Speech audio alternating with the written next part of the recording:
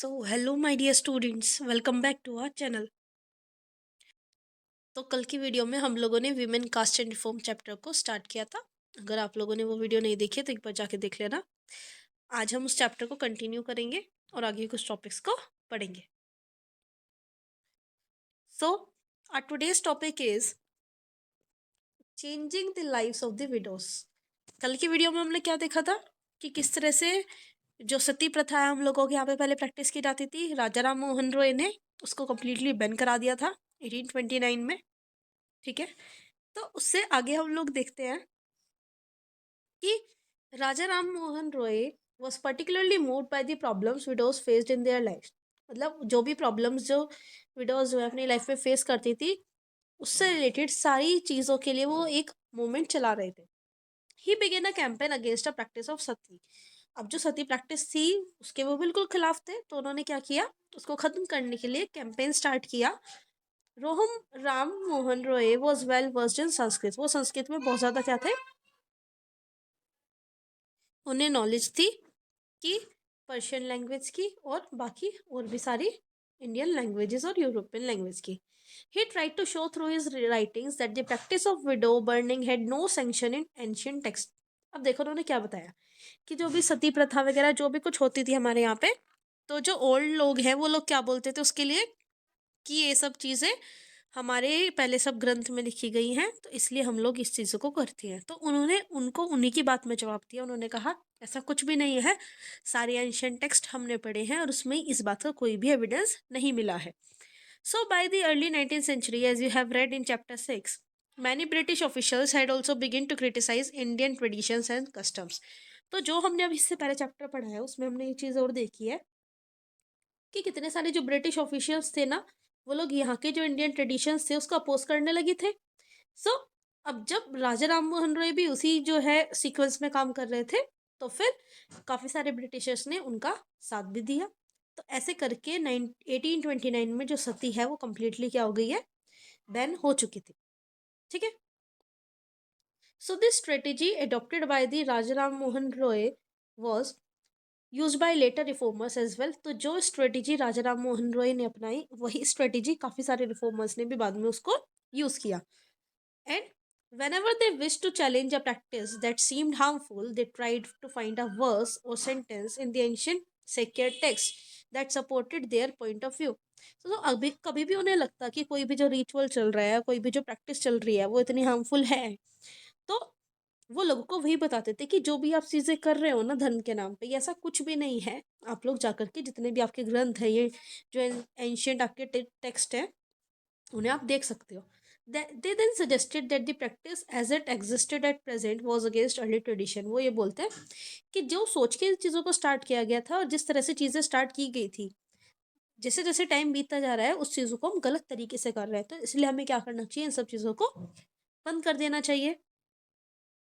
Now you can C one another example of this barbarism, that hook swinging festival. आप देख सकते हो यहाँ पे क्या है, हुक स्विंगिंग फेस्टिवल है। यहाँ पे कैसे जो है लोग जो है वो हंग हो रहे हैं। और सबसे बुरी बात इस चीज़ की क्या है कि इस पॉपुलर फेस्टिवल्स में जो डिवोटीज हैं, जो इस फेस्टिवल को करते थे, जो इसमें पार्ट लेते थे, उनको क्या किया जाता था, उन्हें हुक से पियर्स किया जाता था। और पियर्स ऐसा नहीं कि वो जो क्लॉथ वो लोग पहन रहे हैं उसमें, नहीं, वो जो पियर्सिंग है वो कहाँ पे होती थी, उनकी स्किन में।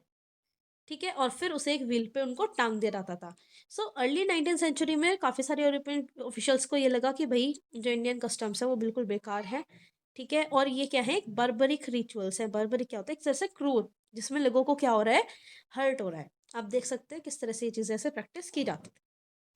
ठीक है, so for instance one of the most famous reformer Ishwar Chandra Vidyasagar. अब देखो हमने किसके बारे में पढ़ा अभी तक, राजा राम मोहन रॉय के बारे में हम लोगों ने पढ़ा।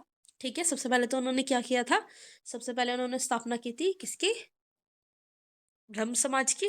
ठीक है, फिर दूसरा बड़ा काम उन्होंने क्या किया, सती प्रथा को बैन करा दिया।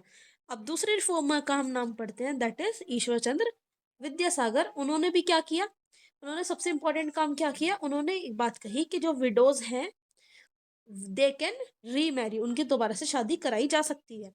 अब देखो दोनों चीज में रिलेशन है। सती प्रथा का क्या कहना था सती प्रथा का कहना ये था कि जो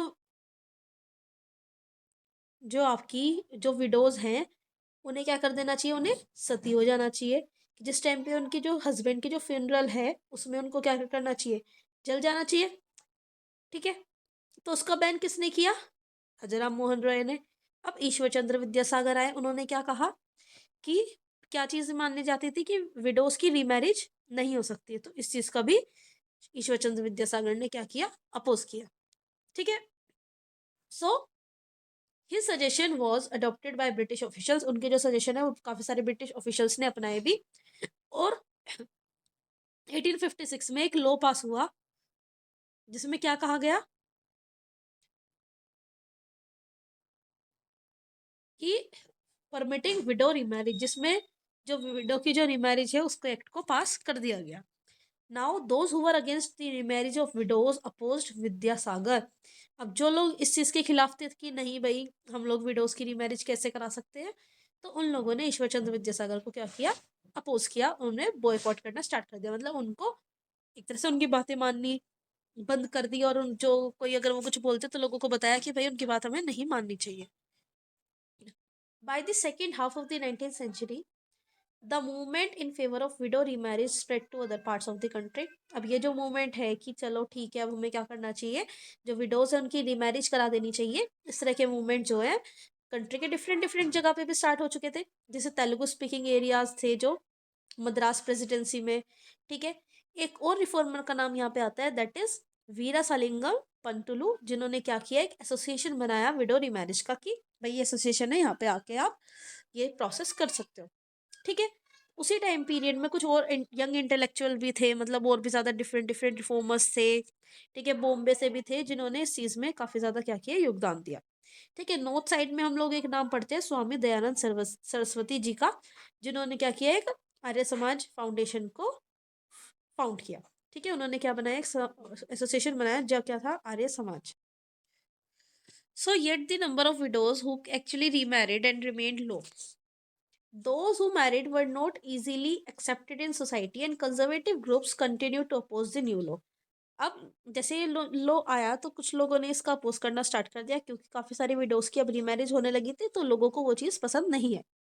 ठीक है, अब आप साइड में देख सकते हैं क्या है, ये दयानंद सरस्वती जी का फोटोग्राफ है, जिन्होंने क्या चीज फाउंड की थी, आर्य समाज की स्थापना की, कब, 1875 में। ये ईयर्स आपको ध्यान रखने हैं। राजा राम मोहन रॉय ने किस चीज की स्थापना की थी, ब्रह्म समाज की, और कब की थी, 1828 में। ठीक है, और इन्होंने क्या किया, दयानंद सरस्वती जी ने आर्य समाज की स्थापना की, कब, 1875 में।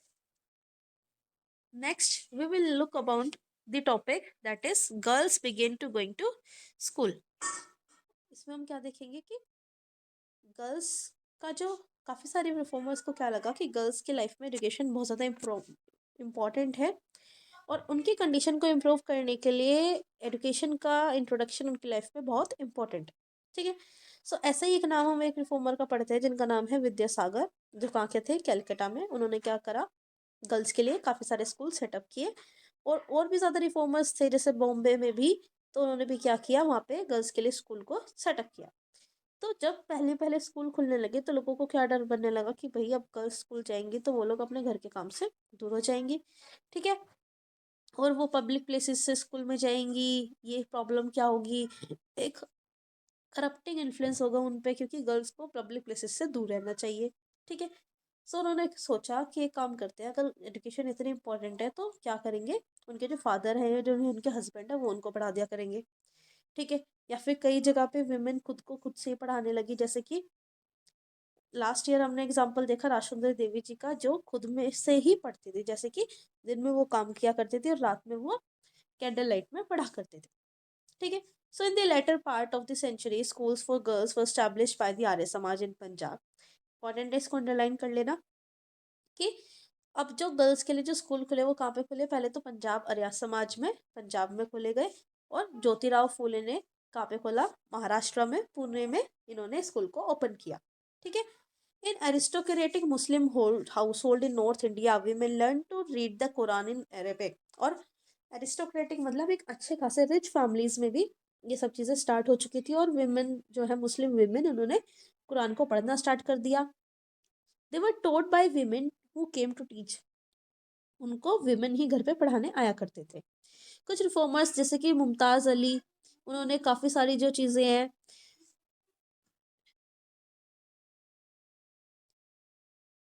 जैसे कि reformers Mumtaz Ali reinterpreted verses from the Quran to argue for women's education. उन्होंने क्या किया कि भाई विमेन को तो एजुकेशन बहुत इंपॉर्टेंट है। So the first Urdu novels begin to be written from the late 19th century. तो उर्दू में जो नॉवेल्स है वो आने लगी लेट 19th सेंचुरी से। So amongst other things these were meant to encourage women to read about religion and domestic management in a language they could understand। तो इस तरह की लैंग्वेज में आने लगी कि ताकि विमेन जो है इजीली उसको समझ पाए। Now here you can see a photograph of the students of Hindu महिला महाविद्यालय, जो 1875 की एक फोटोग्राफ है। ये एक पहला स्कूल था जहाँ पे इतनी सारा जो है वो गर्ल्स जाती थी पढ़ने के लिए। और उस टाइम पे क्या होता था कि करिकुलम ऐसे सेट किया जाता था कि जो बॉयज से क्या हो, एक लेस टैक्सिंग हो, मतलब कि जितना हार्ड जो सिलेबस है वो बॉयज का है उतना गर्ल्स का ना हो। लेकिन ये फर्स्ट इंस्टीट्यूशन था जो सिलेबस जो है बॉयज रीड कर रहे थे उसी को इम्प्लीमेंट करने वाला। नेक्स्ट टॉपिक हम लोग पढ़ेंगे विमेन राइट अबाउट विमेन, कि इसमें क्या होता है, विमेन जो है विमेन के बारे में ही लिखती है। ठीक है। सो अर्ली 20th सेंचुरी में मुस्लिम विमेन जैसे कि Begums of Bhopal played a notable role in promoting education among women. उन्होंने क्या किया, प्राइमरी स्कूल्स खोले, कहाँ पे, अलीगढ़ में। अनदर रिमार्केबल विमेन के बारे में हम लोग पढ़ते हैं बेगम रोकैया शेखावत। उन्होंने भी मुस्लिम स्कूल जो है पटना और कलकत्ता में स्टार्ट किए। She was a fearless critic of conservative ideas. मतलब जो भी कंजर्वेटिव आइडियाज होते थे कि विमेन को नहीं पढ़ना चाहिए कुछ भी, उनको वो आर्ग्यू करती थी, उनको क्रिटिसाइज करती थी। और उनको क्या था कि अगर कुछ भी चीज़ से विमेन की जो एक इम्पोर्टेंस है, जो उसकी एक पोजीशन है वो इन्फीरियर हो रही है, तो उसको वो क्या करना चाहिए, हमें उसके लिए स्टैंड लेना चाहिए। ठीक है। So by the 1880s Indian women began to enter universities. 1880s तक जो विमेन है वो यूनिवर्सिटीज़ में भी एडमिशन लेने लगी, वो डॉक्टर्स भी बनने लगी, कुछ टीचर्स भी बनने लगी। और कुछ विमेन ने तो लिखना, जैसे वो लोग क्या होने लगे, ऑथर्स भी बनने लगे। सोसाइटी के बारे में वो लोग चीज़ों को लिखने लगे, जैसे ताराबाई शिंदे का एग्जाम्पल यहाँ पे है। A women educated at home at Poona published a book स्त्री पुरुष पुरुष तुलना। उन्होंने एक बुक लिखी जिसका नाम क्या था, स्त्री पुरुष तुलना, जिसके आप नाम से सजेस्ट कर सकते हो कि उसमें क्या था, एक कंपैरिजन था मैन और वुमेन के बीच में। ठीक है। वो क्या करती है, उनकी बुक जो है क्रिटिसाइज करती है कि कैसे सोशल डिफरेंस जो है हमारी सोसाइटी में क्रिएट किए गए हैं मैन और वुमेन के बीच में। एक अलग नाम आप लोग पढ़ते हैं, दैट इज पंडिता रामाबाई। वो क्या है, ग्रेट स्कॉलर थी संस्कृत की। उनको क्या लगा कि हिंदुइज्म क्या है, एक ऑप्रेसिव है विमेन के लिए, कि हम लोग क्या करते हैं, विमेन को मना करते हैं, ये नहीं करना है वो नहीं करना है। और उन्होंने कहा ऐसा नहीं है कि ये चीज़ें सिर्फ और सिर्फ लोअर कास्ट में होती है, ये चीज़ें ज़्यादातर अपर कास्ट में भी फेस की जाती है। क्योंकि अपर कास्ट को क्या लगता है कि हमारे घर की जो लेडीज़ है उनको बाहर पढ़ना नहीं चाहिए।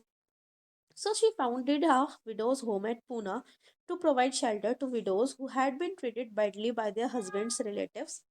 अब बाई चांस कोई विडो है, ठीक है, उसके हस्बैंड की डेथ हो चुकी है, तो उसके बाद क्या होता है, ज़्यादातर वीमेन क्या फेस करती है कि जो उसके हस्बैंड के रिलेटिव्स हैं वो उसको अच्छे से ट्रीट नहीं कर रहे हैं। तो उनके लिए उन्होंने क्या किया, एक विडोज होम की स्टेब्लिशमेंट की। तो यहाँ पे उनको इस तरह से ट्रेन किया जाता था कि ताकि वो लोग अपने आप को एक इकोनॉमिकली स्ट्रॉन्ग बना सके। नीडलेस टू से all this more than alarm the Orthodox. अब इस वजह से क्या हुआ, जो ऑर्थोडॉक्स लोग थे, पुरानी सोच वाले, उनको प्रॉब्लम होने लगी।